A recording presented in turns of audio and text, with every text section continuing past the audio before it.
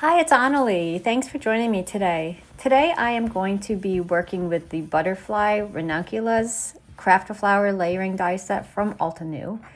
And right now I am just going over the bottom layer with a light pink color. It's a strawberry. And I'm just ink blending it almost to the edges just to give it a nice little even light texture to begin with. Now I'm coming in with the dusty pink and going just a tiny bit darker on each of the flowers. Mostly going to the edges, but trying to stay a little bit more into the center. And then the final color will be blush rose, which I'm putting mostly just in the middles. So this is a very basic kind of ink blending. And then I will use Raspberry Sunset for these middle pieces, just to add a little pop of color to the flower. And then I will come in with a nutmeg and do the highlight areas so that I can add those on top.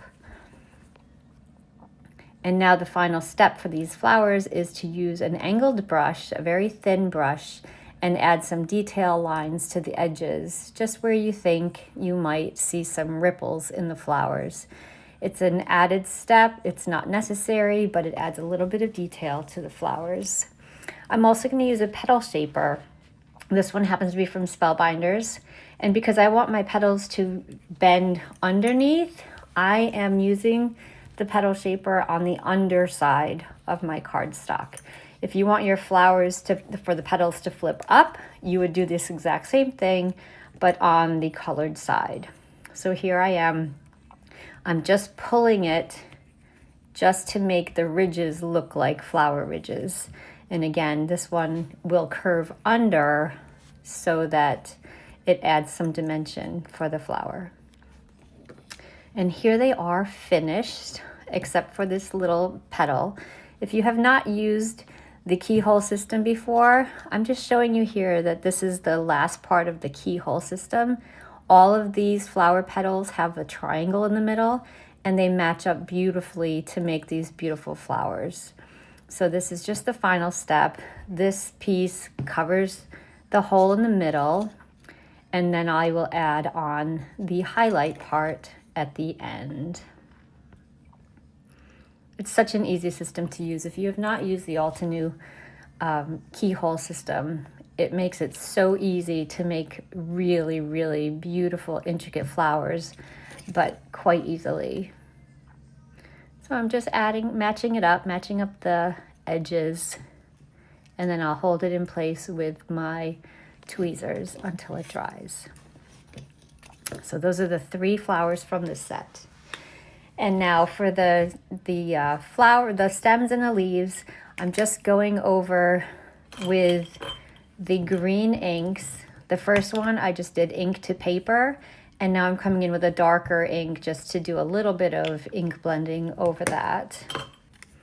And then I liked the look of the negative space from where I die cut the image, so I'm using it as a stencil. I'm using some dusty pink, and I'm just going over the negative spaces with my ink blending brush just to make some stenciled background. I happen to like those 2 top flowers the most, so here I am just switching the stencil around, and I'm putting it into a different place where there were no flowers before. And I'm making sure that the flowers go over the edges of the cardstock just for a more complete look. And here is the finished product. Now I'm going to run it through an embossing folder. This one is a Stampin' Up folder. And here is my card complete. I just added the flowers with foam tape. And here I have a waffle flower die set that cuts out these little tiny butterflies that I love to use as embellishments. And I just pop those up with a tiny little piece of foam tape, just to add a little bit of extra dimension onto my card. These were cut with a gold cardstock, and I think they're just the perfect little size butterfly to add to the card. I matched the gold so that it would match the gold of the sentiment. And here I am just placing them where I think that they're gonna flutter and look just about right.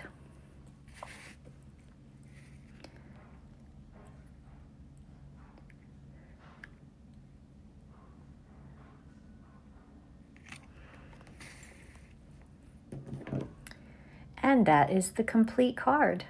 I hope you enjoyed. Hope to see you again soon.